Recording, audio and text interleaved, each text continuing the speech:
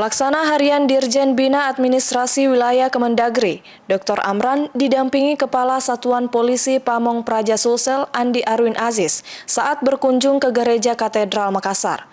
Kedatangannya ke Makassar dalam rangka memastikan kembali semua kondisi di Hari Raya Natal maupun jelang Tahun Baru aman terkendali. Gereja Katedral Makassar dipilih menjadi salah satu titik konsentrasi pengamanan Natal.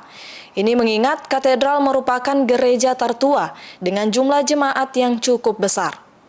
Dari laporan pengurus gereja katedral, sedikitnya 1.600 jemaat hadir mengikuti misa Natal.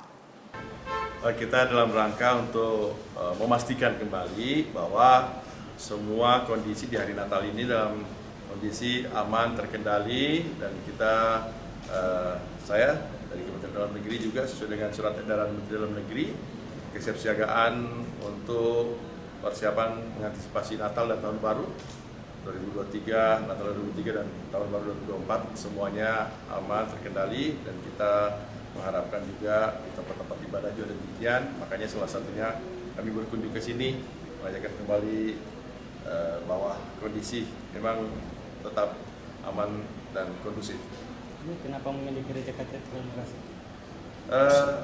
Ya, ini kan salah satu gereja yang tua dan besar ya, banyak jemaahnya, dan kita memastikan bahwa semuanya berjalan tertib. Tadi malam bahkan ramai Pak ya, hadir sebanyak 1.000 berapa Pak? 600, dan sampai sekarang juga tidak ada hal-hal yang dikhawatirkan. Situasi saat ini kondisi biasa. Ya, kita mensupport juga tentunya pengamanan yang sudah dilakukan oleh pihak kepolisian, Polri, dan juga TNI. Terima kasih. Ini sudah ada.